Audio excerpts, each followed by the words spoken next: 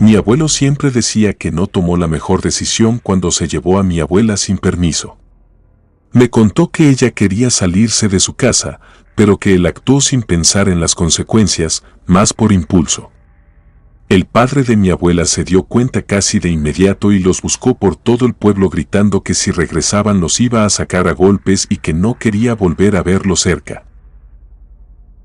Aquella amenaza no quedó como un simple arranque, porque la familia de ella tuvo problemas durante semanas por lo que hizo mi abuelo, y esa tensión les pesó desde el principio. Aún así, ambos decidieron alejarse, convencidos de que su única opción era empezar de cero en otro lugar. El padre de mi abuelo tenía un terreno lejos del pueblo, casi pegado al monte, y ahí había una casita de adobe que llevaba abandonada varios años. Era una construcción sencilla con un pequeño techo de lámina vieja, un cuarto amplio por dentro y un espacio que antes habían usado como cocina. Para llegar se necesitaba caminar o viajar a caballo durante bastante tiempo, porque el camino era largo, de tierra suelta y con tramos donde apenas se distinguía por dónde seguía. No había vecinos cerca y lo único que se escuchaba en esos rumbos era el viento entre los árboles y los animales que pasaban por ahí.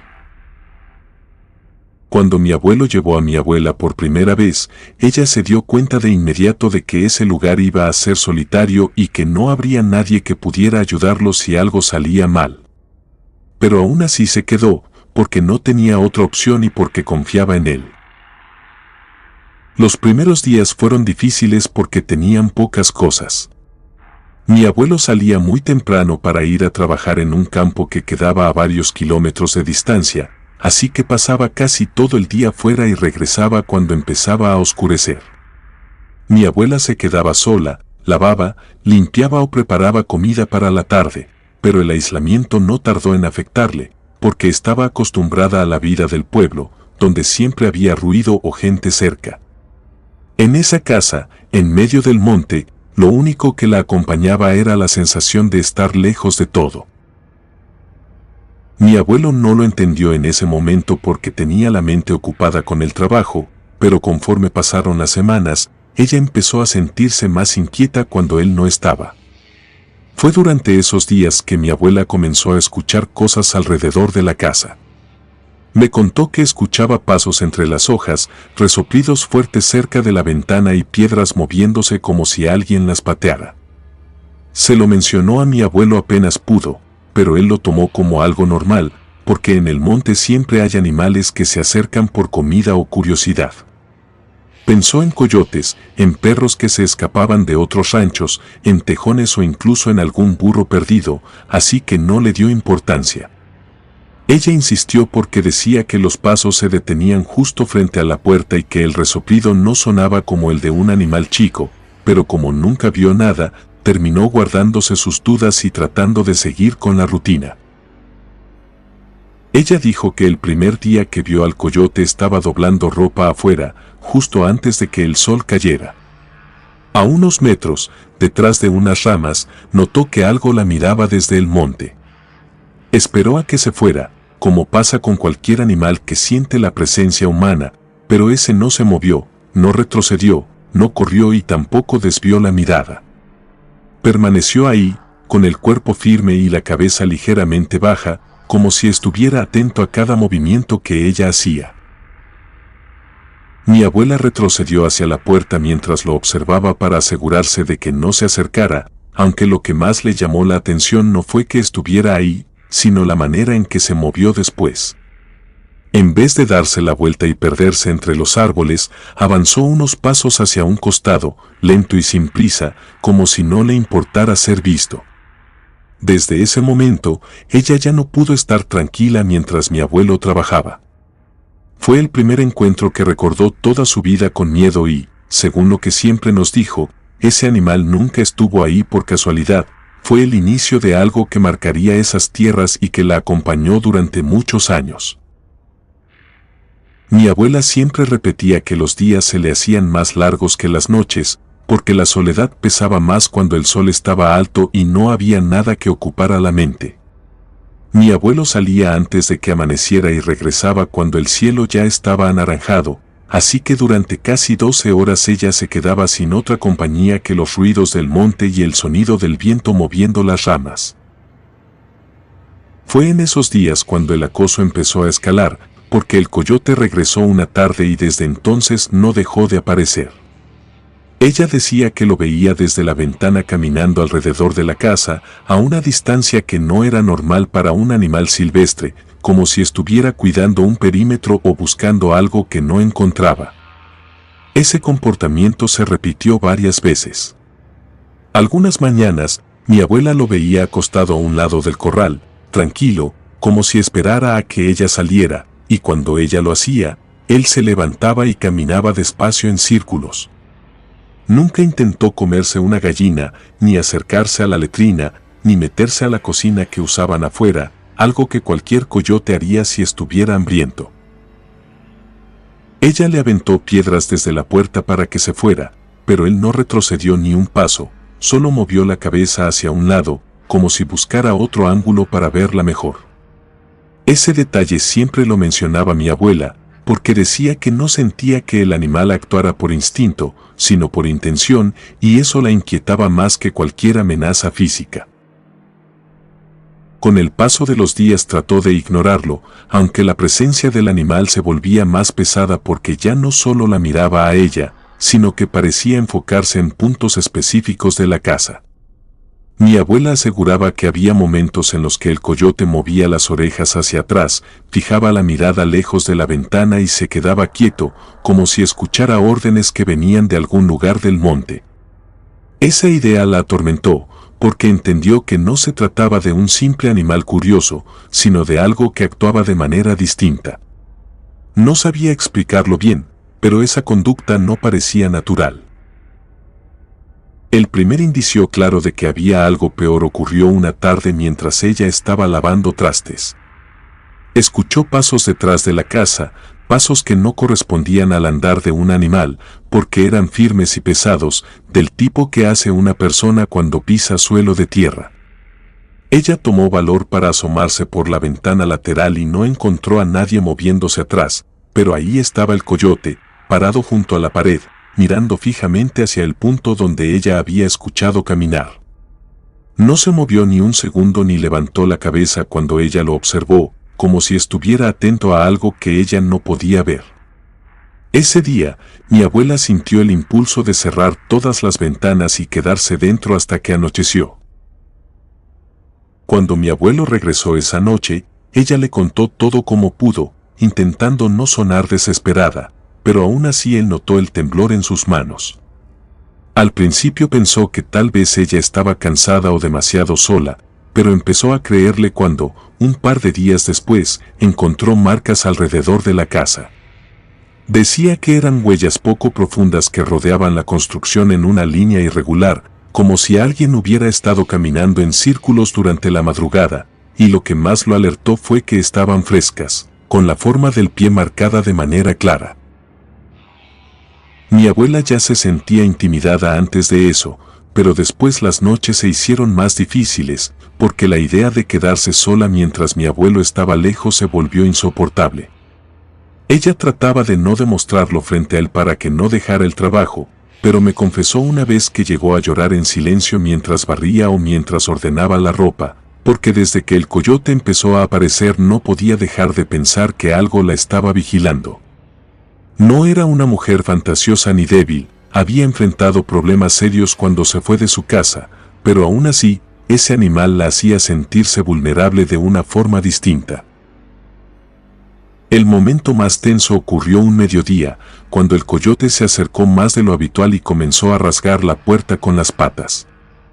Mi abuela estaba adentro preparando comida y escuchó el golpe de las uñas contra la madera. Se quedó quieta y pensó que el animal se alejaría, pero el rasguño se volvió más fuerte y desesperado, como si buscara abrir un hueco para entrar. Ella reaccionó empujando la mesa hacia la entrada para trabarla, mientras seguía escuchando cómo la madera cedía de a poco.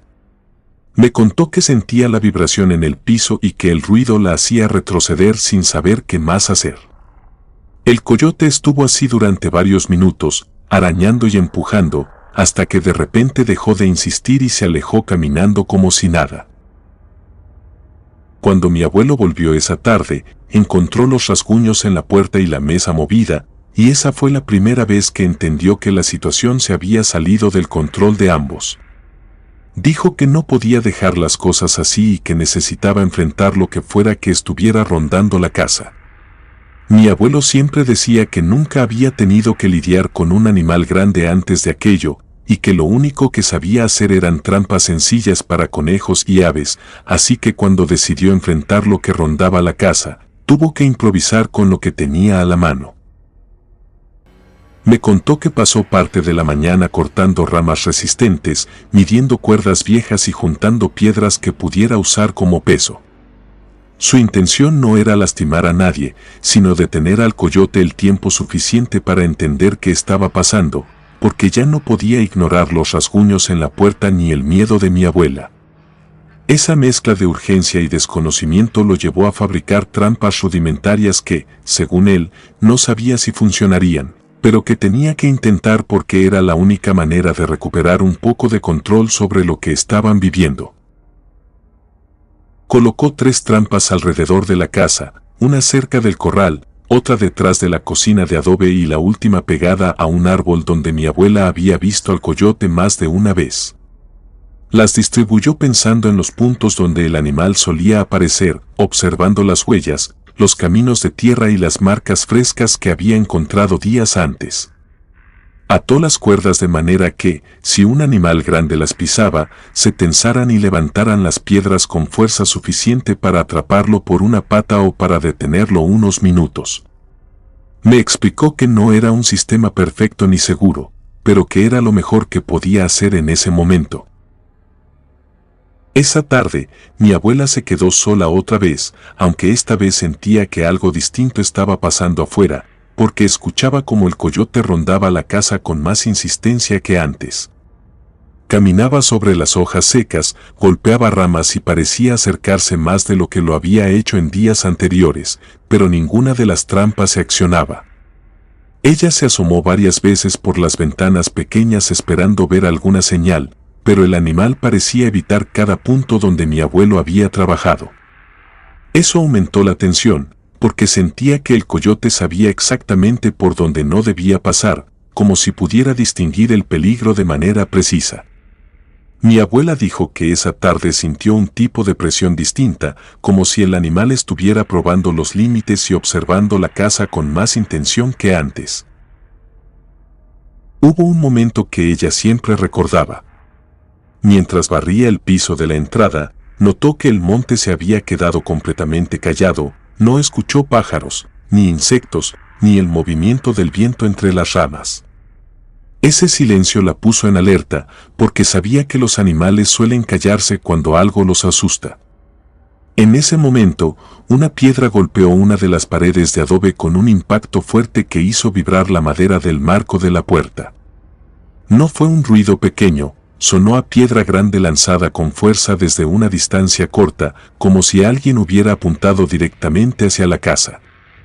Mi abuela se quedó quieta, respirando despacio mientras intentaba escuchar si alguien se movía afuera, pero lo único que pudo distinguir fue el sonido de pasos ligeros alejándose entre la tierra. No podía asegurar si era el coyote o algo más, y eso la inquietó más que el golpe mismo. Esa noche decidieron dormir juntos porque ambos sabían que el acoso estaba llegando a un punto que ya no podían ignorar. Mi abuelo colocó la lámpara de petróleo junto a la cama para tenerla lista si algo pasaba y dejó la escopeta recargada en un rincón donde pudiera alcanzarla rápido. No era hombre de estar armado dentro de la casa, pero la situación lo obligó a tomar precauciones porque cada detalle indicaba que algo estaba advancing hacia ellos. Mi abuela intentó dormir, aunque el cansancio y la tensión acumulada hacían que cualquier ruido la hiciera abrir los ojos. A medianoche escucharon como una de las trampas se activaba. El sonido fue claro, porque la cuerda tensada chocó con la piedra y produjo un golpe seco contra el suelo, seguido de un gruñido que retumbó entre los árboles. Luego escucharon arrastres, golpes repetidos y la respiración agitada del animal. Mi abuelo se levantó de inmediato, tomó la lámpara, la encendió con una mano y le pidió a mi abuela que se quedara detrás de él mientras avanzaban hacia el origen del ruido. Ella caminó cerca, moviéndose con cuidado, observando la luz amarilla que se proyectaba sobre el monte. Cuando llegaron al sitio donde habían colocado la trampa detrás de la cocina, iluminaron el terreno y vieron al coyote atrapado por una pata. La cuerda estaba tensa y la piedra levantada, deteniendo al animal sin dejarlo avanzar. Lo que más llamó su atención no fue que estuviera atrapado, sino su postura. El coyote no se retorcía, ni intentaba huir, ni forcejeaba para soltarse. Permanecía quieto, respirando fuerte, con los ojos fijos hacia un punto oscuro del monte, a pocos metros de la casa. No miraba a mi abuelo ni a mi abuela, no buscaba liberarse ni atacaba la cuerda, solo observaba un espacio vacío entre los árboles, como si esperara algo. Esa imagen los dejó en silencio, porque entendieron que la trampa no había detenido el verdadero problema, sino que apenas les revelaba que había algo más moviéndose en la oscuridad. Mi abuelo siempre explicaba que la lámpara de petróleo no iluminaba mucho, apenas unos metros adelante, pero que esa luz tenue fue suficiente para mostrarles que no estaban solos en el monte. Mientras él sostenía la lámpara y observaba al coyote atrapado, notó una sombra inmóvil a unos pasos de distancia. Levantó un poco la lámpara para aclarar la figura y entonces vio que era una mujer de pie, observándolos desde el límite de la luz, como si hubiera estado ahí desde hacía tiempo. Mi abuela fue la primera en jalarlo del brazo, porque se dio cuenta de un detalle que a él le costó aceptar en ese momento: la mujer no estaba sobre el suelo, sino suspendida unos centímetros por encima. El cuerpo permanecía rígido, sin agitar brazos ni piernas, sin buscar equilibrio ni mostrar esfuerzo, no respiraba de forma visible ni inclinaba la cabeza, solo estaba ahí, suspendida, sin reaccionar a la luz que la alcanzaba a medias. El coyote atrapado dejó de gruñir apenas la figura apareció. Su respiración se volvió irregular y comenzó a temblar, como si la cuerda que lo retenía ya no fuera lo que lo mantenía quieto. No intentó soltarse ni girarse hacia mis abuelos, solo mantuvo la mirada fija hacia la mujer, igual que lo había hecho cuando estaba libre y observaba puntos invisibles del monte. Ese temblor del animal hizo que mi abuela retrocediera 2 pasos, porque entendió que lo que fuera que estuviera ahí no era una simple presencia humana. Lo que más asustó a mis abuelos ocurrió en ese instante: la silueta de la mujer retrocedió sin caminar, no dobló rodillas ni inclinó el cuerpo hacia atrás, solo se deslizó en línea recta, como si la arrastraran suavemente sin tocar el suelo. El movimiento fue lento, constante y sin ruido. La lámpara mostraba cómo su figura se alejaba sin perder la postura rígida, no había un balanceo natural ni un cambio en los brazos, era un desplazamiento limpio, sin señales de esfuerzo. Mi abuela empezó a llorar en cuanto vio el movimiento. Se agarró del brazo de mi abuelo y tiró de él para que regresaran a la casa. Él no discutió ni trató de entender más, caminó rápido, sin dejar de mirar hacia donde la figura se movía entre los árboles. Los gruñidos del coyote se escuchaban cada vez más lejos. Cuando llegaron a la entrada de la casa, mi abuelo empujó la puerta, metió a mi abuela, trabó la mesa contra la madera y apagó la lámpara. Pasaron la noche en vela, sentados en la cama, escuchando pasos en la tierra y gruñidos que volvían por momentos y luego se alejaban.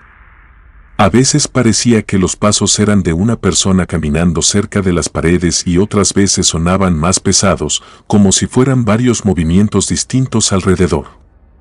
No tenían forma de saber qué estaba pasando afuera porque las ventanas eran pequeñas y no querían levantar la lámpara para revisar, así que solo se quedaron ahí, respirando despacio y esperando que la noche avanzara hasta el amanecer.